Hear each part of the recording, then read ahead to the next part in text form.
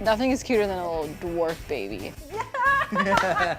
When Amy Roloff was approached by a TLC executive in 2005, she knew something big was about to happen. She wasn't wrong, as the Roloff family has now been spreading awareness about dwarfism throughout the 20 seasons of Little People Big World has been on the air. The viewers' attention was caught for a variety of reasons. However, unrelated to their medical condition, whether it's the lifestyle or controversies, there's always something new to know about Amy, Matt, and their 4 children. Are you ready for it? Let's discover facts you didn't know about Little People Big World. Amy is a woman of many interests. Besides being a TV personality and having a business degree, she is also an accomplished writer, a spokesperson, and even an entrepreneur. However, Amy's most interesting facet is her work as a philanthropist and her continuous contributions to charity organizations.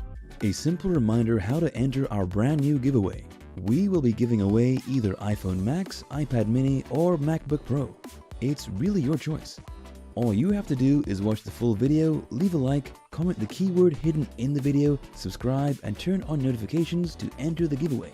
It's really that simple. Most important is the fact that in 2009, she started the Amy Roloff Foundation, the main focus of which is to help children and families in need. In an interview with Ability magazine in 2010, Amy affirmed that her organization allowed her to give back to her community and the charity causes she's sensitive about. It's for this reason that she became a great contributor to the Dwarf Athletic Association of America, an organization created in 1985 to help dwarf athletes on their way to access equal conditions and opportunities in their careers. In addition, the Amy Roloff Foundation is known for helping children with disabilities and provided shelter to homeless families. Although Amy's organization webpage is currently inactive, it's known that Amy regularly organizes fund collection events such as galas and golf tournaments. Reportedly, by 2019, over $750,000 have been raised by her organizations, in the process helping around 10,000 families. There are various reasons why Amy and Matt Roloff accepted TLC's proposal to produce a reality series based on their family. However, the real deal breaker for them was the opportunity to bring awareness about dwarfism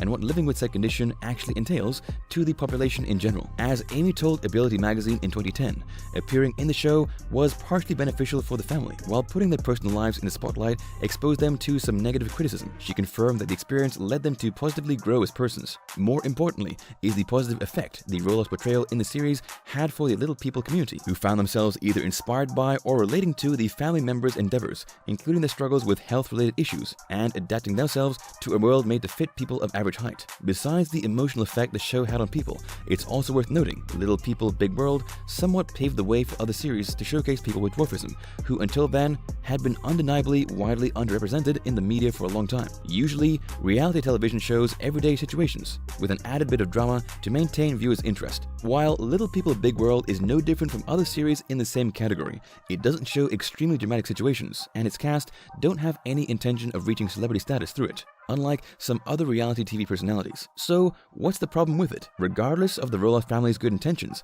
it's inevitable that people have mixed opinions regarding the show. Ever since its premiere in 2006, people have been wondering whether or not the series is somehow objectifying the family and giving its average-sized influence a free pass to stare at Amy, Matt, and their son Zach's condition. Whether that's true or not, it's undeniably a huge part of why audiences watch the show, because they're genuinely interested in the family's endeavors, and that's probably the reason for the show's success. However, it's also worth noting that despite the praise Little People Big World has received throughout the years it's been on air, there's still a long way to go when it comes to changing the general public perception of people with dwarfism, considering it has an average rating of 6.9 points. It's not a surprise that Little People Big World has been airing for almost a decade. Interestingly enough, women between 25 and 54 years old are the ones who seem to tune into the show more often, though it's unknown why this specific demographic favors the show, especially considering it's meant for family audiences. There are other interesting aspects about the show's audience data, starting with the fact that the first 6 seasons had an average of 6 rating points, a considerable but low number,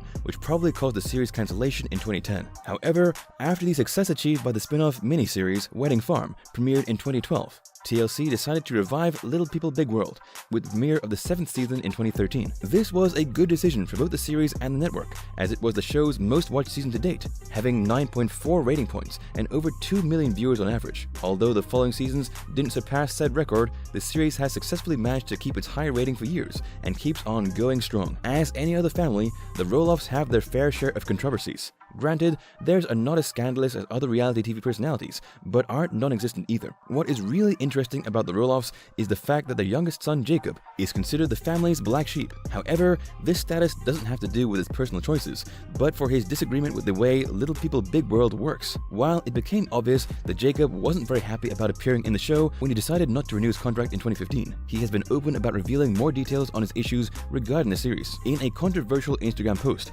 he referred to his family as the Roloff characters, strongly hinting that what was seen on screen was different from reality, revealing that many seemingly genuine conversations were actually scripted. Later, he posted an article on his personal blog giving further details about this, stating the production of Little People Big World assigned every member of his family an unrealistic personality to appeal to audiences. Even if the Roloffs aren't too interested in publicly supporting Jacob's claims, it's worth noting that he's still on good terms with his family, and whether or not people believe him, Jacob's words have publicly contributed to the debate about how reality TV actually functions. Matt is characterized for his creative and smart nature. Thus, it's not a surprise that people take him as a tranquil and very respectable man. This is why it was shocking for fans of Little People Big World to discover that he was arrested for DUI back in 2003. Although at the time, he didn't have to face jail time, the charges weren't dropped until a year later when he completed a program of alcohol diversion. In 2008, Matt was arrested again for refusing to take a breath test after being stopped by police. Reports made by the authorities said that Matt had allegedly visited a local bar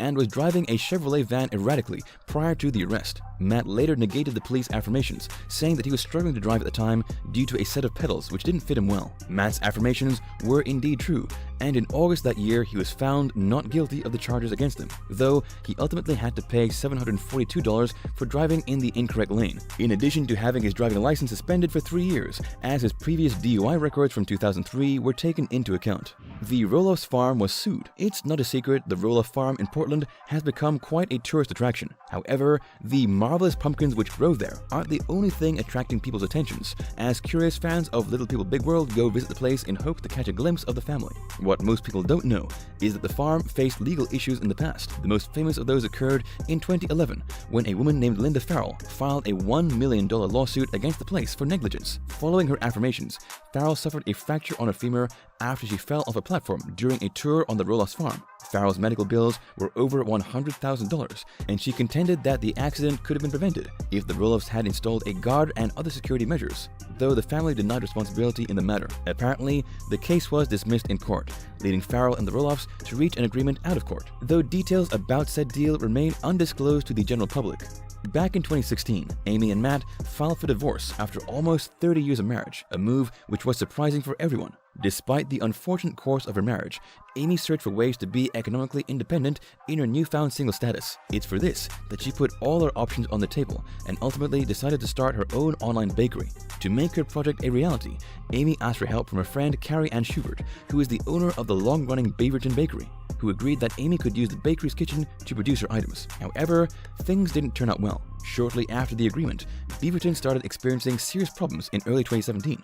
Following a report made by the Oregon Department of Agriculture, a complaint was filed against the business for apparent lack of hygiene. When the authorities investigated the place, they found a terrible rat infestation, which led to the place's closure. Regardless of the disgusting findings in the shop, the bakery affirmed to their customers that the reason for the closure was a flood, and not the infestation reported. Fortunately for Amy, Beaverton's hygienic issues were solved, and her online shop, Amy Roloff's Little Kitchen, was successfully launched in 2018. From the perspective of an outsider, it seems that appearing in a reality series is a quick and easy way to become a millionaire. Granted, this doesn't apply to every show, but Little People Big World is a good example of the benefits people can obtain from exposing their personal life on TV. Throughout the years the show has been on air, Amy and Matt are the ones who earn the most, and nowadays their individual net worth is over $4 million each. The former couple also owned equal parts of the Roloff's farms, which was highly profitable. What about the children? The individual net worth of the 3 Roloff kids is approximately $300,000, though this estimation might be too generous in Jacob's case. Back in 2015, and shortly after his exit from the series, Jacob posted on his Twitter account about his unconformity regarding his payments, affirming he felt he was getting effed out of the money he should have earned during the several years he appeared in the series. Although money wasn't Jacob's reason for leaving the show, it seems problems between him and the show's production go far beyond what is publicly known. The Roloff family are arguably a tranquil family compared to other reality TV stars. However, the oldest kid, Jeremy,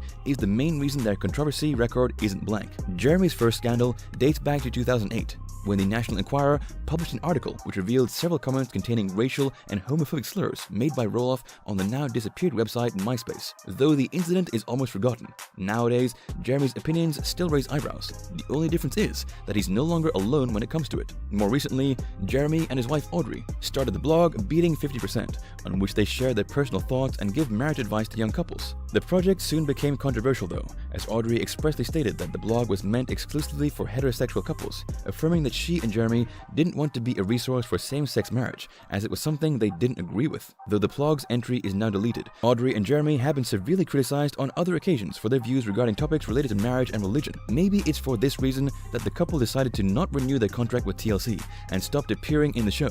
Did or would their absence stop you from tuning in? Probably not, as there are several more characters whose everyday life, including common problems they deal with, are still of considerable interest.